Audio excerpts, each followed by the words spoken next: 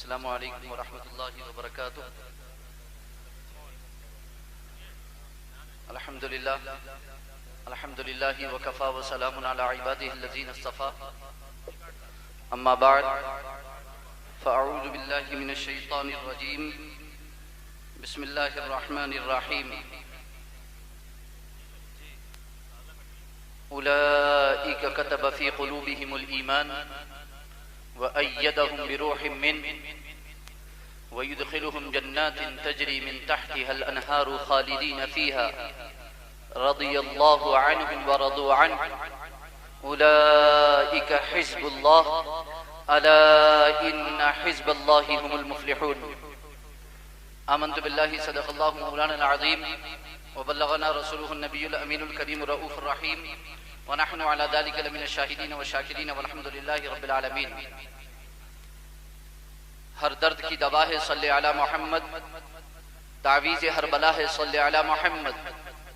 درود پاک پڑھیں اللہم صلی وسلم علی سیدنا و مولانا محمد معدن الجود والکرم و آلہ و صحبہ وبارک وسلم.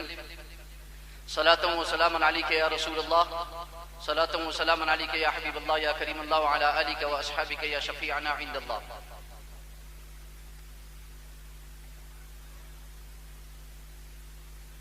علامہ سید ہدایت رسول رامپوری علیہ الرحمت والرضوان رامپور کے بہت بڑے عالم دین، یہ وہ واحد عالم دین ہیں امام اہل سنت اعلی حضرت عظیم البرکت فاضل بریلوی علیہ الرحمت والرضوان نے نعتیہ دیوان حدائق بخشش قوم کے حوالے کیا اور نعت و منقبت اپنی ساری زندگی کہی.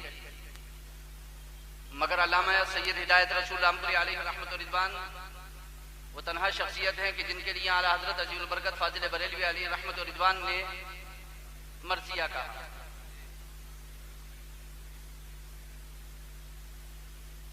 علامہ سید ہدایت رسول رامپوری علیہ رحمت والرضوان کے سوم کی فاتحہ کے موقع پر، تیجے کی فاتحہ کے موقع پر ایصال ثواب کی غرض سے اعلیٰ حضرت عظیم البرکت فاضل بریلوی علیہ رحمہ نے ایک نعت مصطفیٰ لکھی.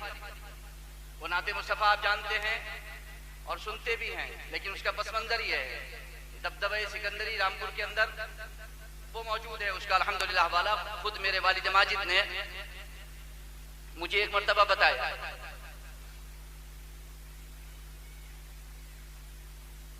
اور وہ نعت مصطفیٰ ہے کعبے کے بدر الدجا تم پہ کروڑوں درود، طیبہ کے شمس الضحیٰ تم پہ کروڑوں درود، اور کوئی غیب کیا تم سے نہا ہو بلا جب نہ خدا ہی چھپا تم پہ کروڑوں درود.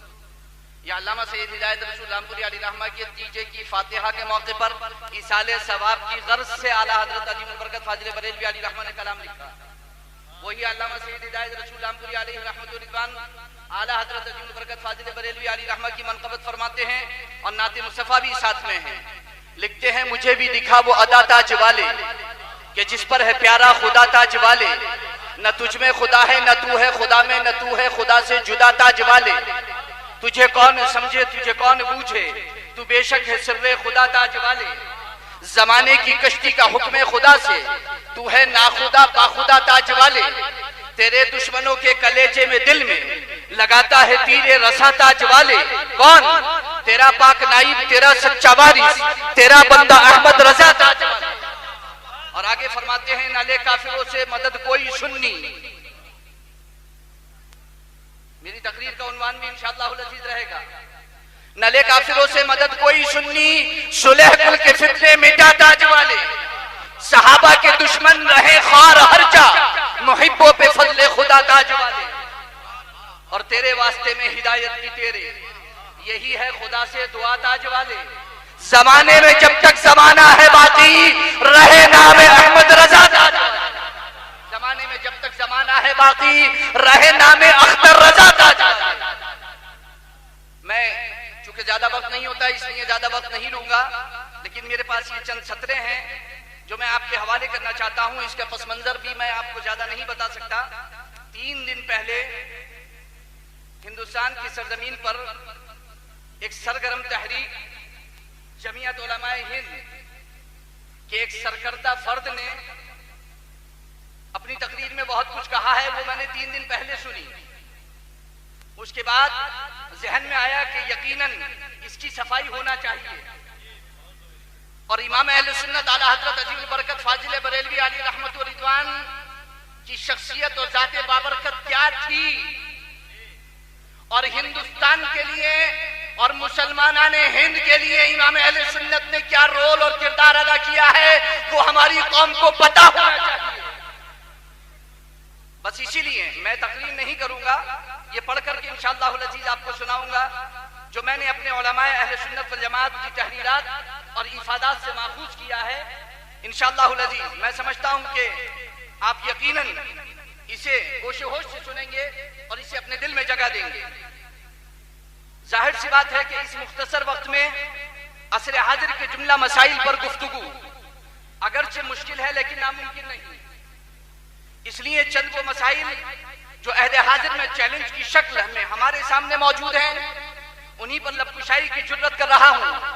بارگاہ الہی میں دعا گو ہوں کہ پروردگار عالم اس سے بحسن خوبی گزرنے کی توفیق عطا فرمائے، آمین.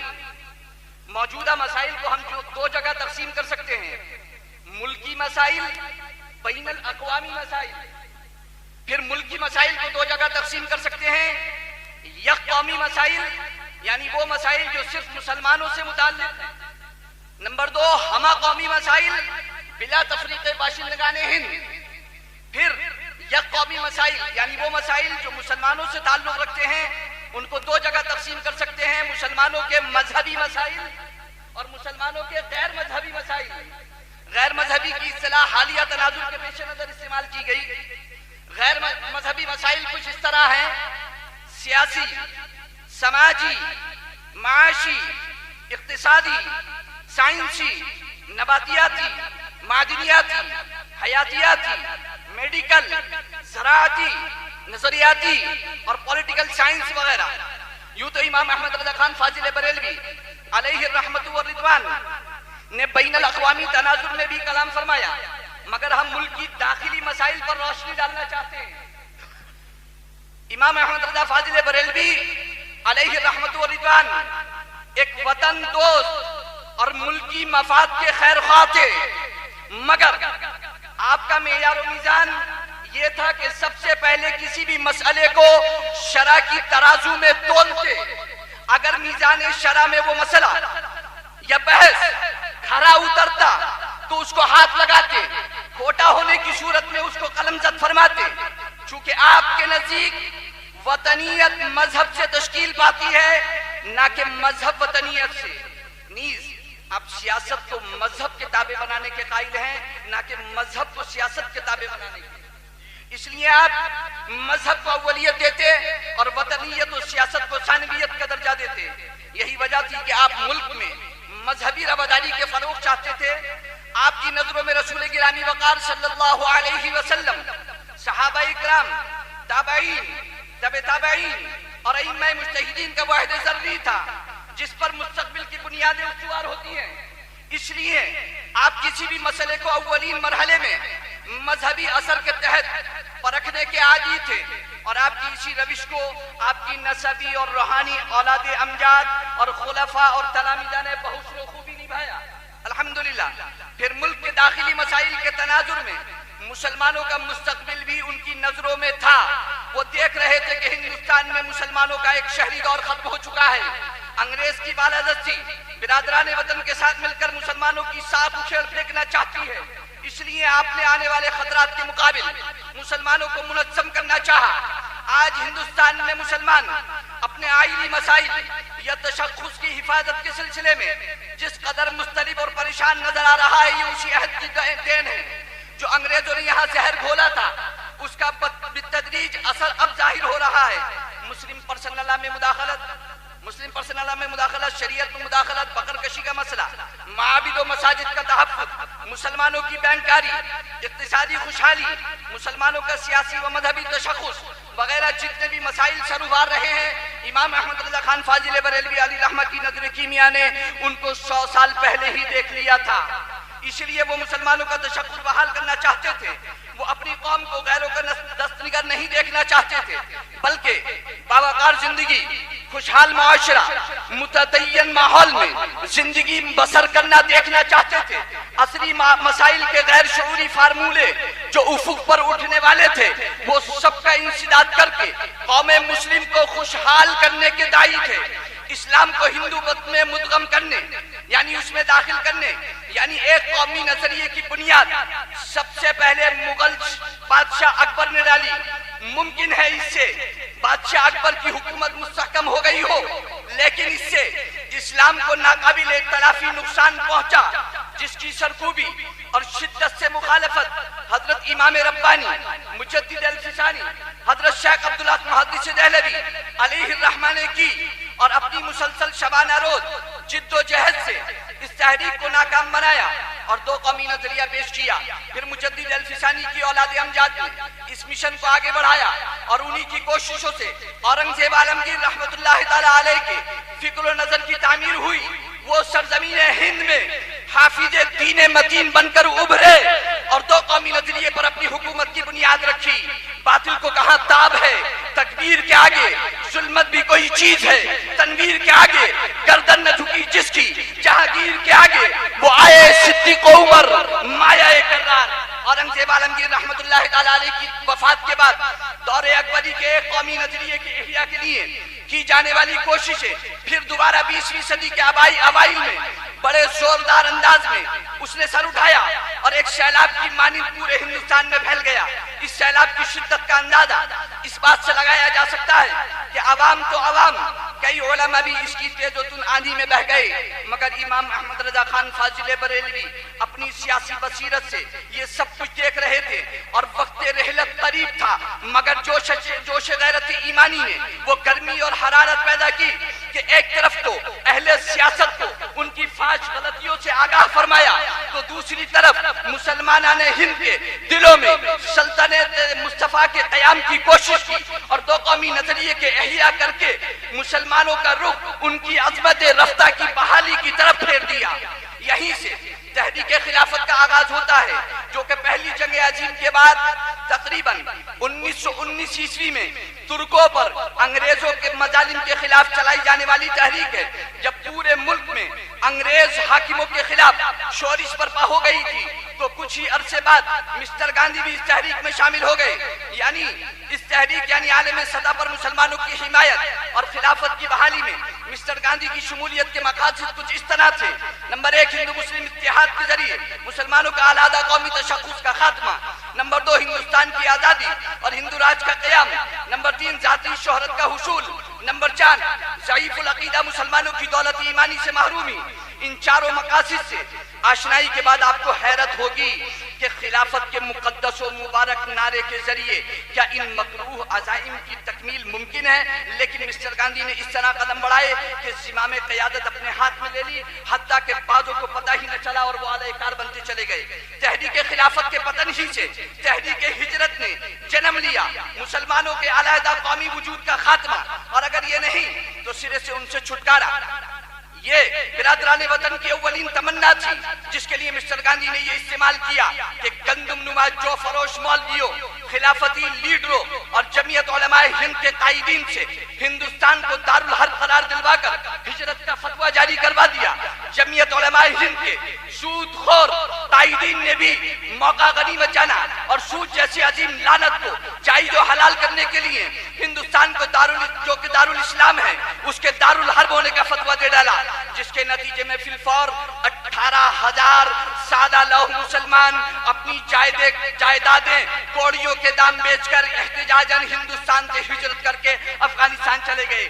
جبکہ خود ان مولویوں میں سے اور جمعیت علماء ہند کے ٹھیکیداروں میں سے کوئی بھی ہجرت کا روادار نہیں تھا، اور ان کی نسلیں یعنی موجودہ جمعیت علماء ہند آج تک ہندوستان میں مسلمانوں کی فرضی مسیحائی کا دم بھر رہی ہے اور مذہبیت کے پردے میں تخریبی بیج بو کر ہندوستانی مسلمانوں کے تشخص کو مجروح کر رہی ہے۔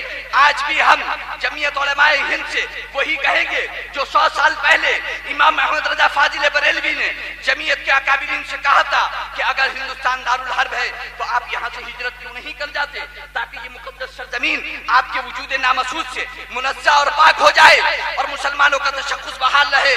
اے میری قوم کے غیور سنی مسلمانوں، اس جمعیت علماء ہند نے سستے داموں میں تمہارا سودا کل بھی کیا تھا اور آج بھی وہ اسی کے در پہ ہے۔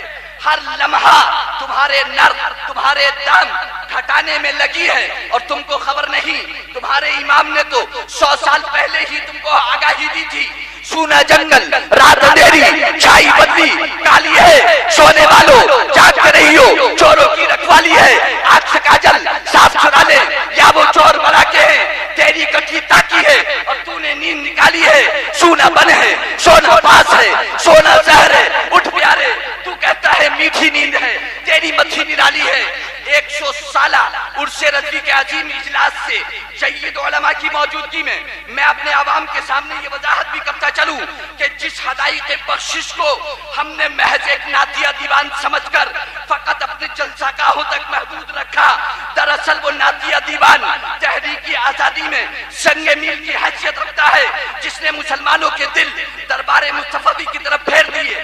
ایسے دور میں کہ جب ملت اسلامیہ کے بظاہر سب حامی تھے مگر حقیقت میں نہ کوئی حامی تھا کوئی ناصر و مددگار، مسلمانوں کے دل دربار مصطفی کی طرف پھیر دیے، جبکہ ہند میں ملت اسلامیہ کی بقا کا یہی ایک طریقہ تھا کہ اس کے ویران دل میں سلطنت مصطفیٰ قائم کر دی جائے، اور یہ سلطنت خارج پر اپنا اثر اسی وقت ظاہر کرتی ہے جب داخل کے رگ و پے میں اپنے جزو و کل کے ساتھ پیوست ہو جائے، اور اگر ایسا نہ ہو تو پھر باطل کے ایوان سے یہی آواز آتی ہے، یہ فاقہ کش جو موت سے ڈرتے نہیں، ذرا روح محمد ان کے بدن سے نکال دو، فکر عرب کو دے کے فرنگی خیالات، اسلام تخیلات، اسلام کو حجاز و یمن سے نکال دو۔ اب بس میری بات ختم ہونے والی ہے، چونکہ تقریریں رات بھی بہت ہوئی ہیں اور اب بھی انشاءاللہ العزیز بہت ہوں گی، لیکن میں اپنا پیغام یہ پورا پہنچانا چاہتا ہوں جو انشاءاللہ العزیز ختم ہو جائے گا۔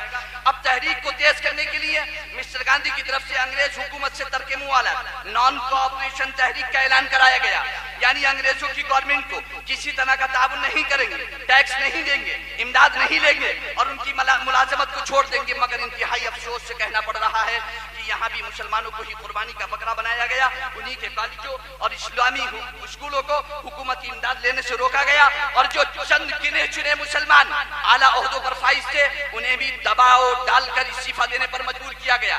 ادھر مسٹر ابوالکلام آزاد نے موقع غنیمت جانتے ہوئے اپنے ساتھیوں کے ہمراہ اس تحریک ترک موالات پر اعلان پر لبیک کہہ دیا، اور اس اعلان کو ترک موالات کا نام دے کر اس میں یہاں تک مبالغے سے کام لیا کہ انگریز حکومت سے ترک موالات کو یوں فرض قرار دے ڈالا جیسے روزہ، نماز اور دیگر ارکان اسلام ہے۔ چنانچہ 1920 عیسوی میں جب تحریک کے ترک موالات کی گرما گرمی تھی اور انگریزوں سے ترک موالات کے پس منظر میں یہاں کے غیر مسلموں سے، یہاں کے برادران وطن سے موالات کی رسم و رواج بڑھائی جا رہی تھی، جس کا خوفناک اثر بھی بہت جلد ظاہر ہونے والا تھا، تو اس وقت امام محمد رضا خان فاضل بریلوی نے اس خوفناک طوفان کو بھانپ کر مسلمانوں کو ہدایت کی سلیب پر چڑھنے سے بچانے کے لیے ایڑی چوٹی کا زور لگا دیا، جبکہ گندم نما جو فروش مولویان وقت اکابرین جمعیت علماء ہند نے تحریک ترک موالات کی اتنی شدت سے حمایت کی کہ اس ہوا کا رخ طوفان کی شکل اختیار کر گیا۔ محمود حسن دیوبندی، مولانا ابوالکلام آزاد، مولانا محمد علی جوہر وغیرہ نے پوری فضا کو اپنے حق میں کر لیا تھا، مگر قوم مسلم کی تقدیر کو لوح محفوظ میں دیکھ کر پڑھنے والا درویش کامل اور خدا رسیدہ اس وقت ایک ہی تھا جو قوم ملت کی نگہبانی کے لیے سر توڑ کوششیں کر رہا تھا، وہ ہند میں سرمایہ ملت کا نگہباں اللہ نے بر وقت کیا، جس کو خبردار قوم کے ایمان و حرمت کے نگہباں زندہ باد زندہ باد اے مفتی احمد رضا خان زندہ باد۔ اس تحریک سے جمعیت علماء ہند کا مقصد یک قومی نظریے کا نفاذ تھا، جو دراصل غلامی کی زنجیر بدلنا تھا، غلامی کا خاتمہ نہیں تھا، اور یہ اسی صورت میں ممکن تھا کہ انگریزوں سے تو ترک موالات کیا جائے مگر برادران وطن سے موالات برقرار رکھی جائے، جس کا زہریلا اثر ایک آقا کی غلامی سے آزادی کے بعد انیک آقاؤں کی غلامی کی مثال میں ظاہر ہونے والا تھا، جس سے مسلمانوں کا تشخص مجروح ہوتا اور ان کی ساکھ کسی دیمک زدہ درخت کی طرح دیکھتے دیکھتے زمین پر ڈھیر ہو چکی ہوتی۔ ہوتی اور وہ مذہبیت سے نکل کر غیر مذہبیت میں گم ہو کر رہ جاتے، جس سے ان کی مذہبی بنیاد خود ڈھہ جاتی۔ جبکہ امام احمد رضا خان فاضل بریلوی نے معاملات و موالات کے دو دھارے متعین فرمائے اور ان میں واضح فرق بتایا، جبکہ کچھ لوگوں نے دونوں کو ایک ہی سمجھ رکھا تھا۔ موالات کا معنی ہے دوستی اور محبت، اور ترک موالات کا معنی ہوا دوستی اور محبت چھوڑ دی جائے۔ کس سے؟ اسلامی تعلیمات کے مطابق مسلمانوں کے دل میں کسی بھی غیر مسلم کی محبت نہیں سما سکتی، خواہ وہ انگریز ہو یا کوئی بھی۔ البتہ معاملہ یعنی لین دین، خرید و فروخت، یہ مرتد کے علاوہ کسی بھی کافر سے کیا جا سکتا ہے۔ یہی وجہ ہے کہ فاضل بریلوی کی نظر میں مسلمانوں کی دو حیثیت تھی، ایک حیثیت کا تعین ملک سے وابستگی ہوتا تھا اور دوسری حیثیت کا تعین دین سے وابستگی، اور اسلامی نقطۂ نظر سے دوسری حیثیت پہلی حیثیت پر مقدم ہے، جس میں مسلمانیت کو ہندوستانیت پر فوقیت حاصل ہے۔ کیوں؟ کیونکہ ڈاکٹر اقبال نے پہلے کہہ دیا ہے، قوم مذہب سے ہے، مذہب جو نہیں تم بھی نہیں، جذبے باہم جو نہیں محفل انجم بھی نہیں۔ اب ہم پوچھنا چاہتے ہیں، کون ہے تاریخ آئین رسول مختار؟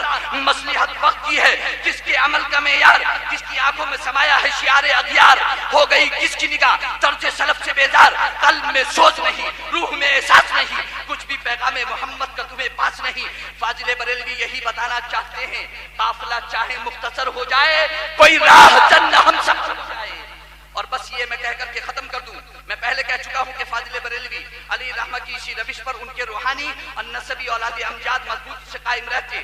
پر وقت میری سطح ذہن پر وہ واقعہ ابھر رہا ہے کہ جب میں اپنے والد ماجد خلیفہ سرکار مفتی اعظم قاضی شرع مفتی اعظم دلارام پور حضرت علامہ الحاج شاہ مفتی شہید شاہد علی حسنی نوری رضوی جمالی علیہ الرحمہ کے ساتھ بریلی شریف حاضر آیا تھا۔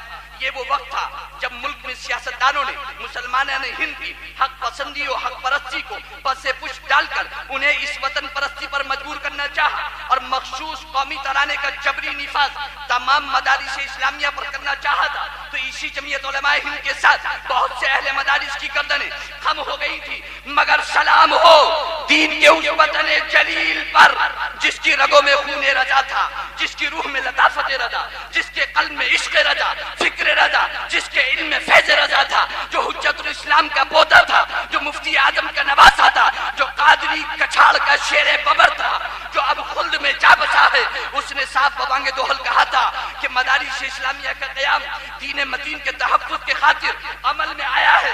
اگر یہی مدارس باطل کے سامنے سرنگو ہو جائے تو پھر ان کی کوئی ضرورت نہیں۔ یہ بہت سخت امتحان کی گھڑی تھی جب اب اچھوں کے پاؤں اکھڑ گئے، مگر یہ بھی سچ ہے کہ حق پسند اس تخالف و تزاحم کے ہجوم میں اپنی جگہ ڈٹے رہے، اور نتیجہ پھر وہی الحق یعلو ولا یعلا، حق سر چڑھ کے بولتا ہے، کیونکہ الہ کلمت اللہ میں اللہ کے شعروں کو آتی نہیں روبائی، اور وہی حق پسند آج بھی سینہ سپر ہے۔ انہیں زیر کرنے کی لاکھ کوششیں کی جا رہی ہیں، کبھی شریعت میں مداخلت کر کے، کبھی مدارس اسلامیہ کے خالص اسلامی نصاب میں مادی لٹریچر کی آمیزش کی بات کہہ کر، کبھی آراز کی محفلوں پر پابندیاں لگا کر، کبھی عید میلاد النبی کے جلسے اور جلوس پر پتھر برسا کر۔ کیا زمانے نے نہیں دیکھا کہ عرس تاج الشریعہ پر پابندیاں عائد کی گئی، عقیدتوں پر جبر کے پتھر برسا گئے، لیکن انہیں معلوم نہیں تھا کہ حق کے اجرا کے خاطر پتھر کھا کر پھول برسانا ہمارے آقا کی سنت ہے۔ اور پھر وہ دور بھی آیا کہ جب بریلی شہر کا ستارہ جب شریعت کا ستارہ بریلی سے عروج کی منزلیں طے کر کے آسمان رشد و ہدایت پر مہک کامل بن کر کے چمکا اور ایک عالم کو اپنی ذوف نشانی سے منور کر کے کہکشاؤں میں چھپ گیا، تو اسی افق پر ایک ستارہ برہان الشریعہ بن کر چمکا، جس نے تاج الشریعہ کی ڈگر پر چل کر دنیا کو بتا دیا، جہاں میں اہل ایران صورت خورشید جیتے ہیں، ادھر ڈوبے ادھر نکلے، ادھر ڈوبے ادھر نکلے، اور اس نے بھی باطل سے کبھی سمجھوتا نہیں کیا، اور آج بھی اس کے پائے استقلال میں شمع برابر بھی جنبش نہیں آئی ہے، جبکہ حالات آئے دن کروٹ بدل رہے ہیں۔ بدلتے حالات کے پیش نظر کہا جا رہا ہے، وقت کا ساتھ دو ورنہ سمٹ کر رہ جاؤ گے، مگر رضا کا شیر برہان الشریعہ مفتی محمد اجد رضا خان آج بھی یہی کہہ رہے ہیں، میں انقلاب پسندوں کی ایک قبیل سے ہوں، میں انقلاب پسندوں کی ایک قبیل سے ہوں، جو حق پہ ڈٹ گئے اس لشکر قلیل سے ہوں، میں یوں ہی دستوں کے روا نہیں زمانے سے، میں جس جگہ پہ کھڑا ہوں کسی دلیل سے ہوں۔ اعلیٰ حضرت عظیم البرکت فاضل بریلوی علیہ رحمت و رضوان کے بارے میں اگر جاننا ہے تو آپ یہ جانیے کہ اعلیٰ حضرت نے کیا کہا۔ میں اپنی بات کو بس انہی اشعار پر ختم کرتا ہوں۔ اس کا پورا خلاصہ یہ ہے کہ اعلیٰ حضرت عظیم البرکت فاضل بریلوی علیہ رحمہ کوئی سیاسی نہیں تھے، بلکہ صرف عالم بھی نہیں تھے، وہ ایک مدبر تھے۔ انہوں نے اپنی قوم کو ہلاکت سے بچایا۔ کا صحیح تعارف کرانے کی ضرورت ہے، تبھی جمعیت علماء ہند کو آپ قابو میں کر پائیں گے، وگرنہ ہرگز جس طرح ہماری تقریروں کا مزاج ہے اس سے ہرگز ہم نہیں کر پائیں گے، ایک دن وہ ہوگی کہ نتیجہ کچھ اور ہوگا۔ اللہ رب العزت محفوظ فرمائے۔ تم صحیح سہمی سی میری قوم کی حالت کیوں ہے؟ خوف رب کا نہیں اور اس سے دہشت کیوں ہے؟ ہم نے سوچا ہی نہیں انجام کبھی بھی اپنا، کاش ہم سوچتے غیروں کی قیادت کیوں ہے؟ بات اب تک میں سمجھنے سے قاصر ہی رہا، علم والے ہیں بہت پھر بھی جہالت کیوں ہے؟ دل میں رہتا ہے خدا دیکھ، کبھی دل میں رہتا ہے خدا دیکھ، کبھی غور تو کر، در بدر تجھ کو بھٹکنے کی ضرورت کیوں ہے؟ اپنی حالت کے جب اپنی حالت کی ہمی آپ ہیں جب ذمہ دار، بے وجہ غیروں سے پھر ہم کو شکایت کیوں ہے؟ بھول ماضی کو بنا اپنا ہنسی مستقبل، میرے بھائی تیرے چہرے پہ ندامت کیوں ہے؟ جس کے قرآن و احادیث و رہبر افسوس، آج اس قوم کی قسمت میں دلالت کیوں ہے؟ تم نے ہی سونپی تھی کل اپنی حکومت اس کو، ظلم کرتا ہے اگر آج تو حیرت کیوں ہے؟ ظلم کرتا ہے اگر آج تو حیرت کیوں ہے؟ اللہ رب العزت مجھے آپ سب کو توفیق عطا فرمائے، دارین کی سعادت و برکت سے مالا مال فرمائے۔ یہ میری تقریر یا میرا یہ مقالہ، یہ آپ یہ نہ سمجھے کہ آپ میں سے کسی کے سمجھ میں نہ آیا ہو، سمجھنے والوں کے لیے بہت کافی ہے، جہاں تک پیغام پہنچنا تھا پہنچ گیا۔ اللہ رب العزت قبول فرمائے، اور کوئی غلطی ہوئی ہو تو معاف فرمائے۔ السلام علیکم ورحمۃ اللہ وبرکاتہ۔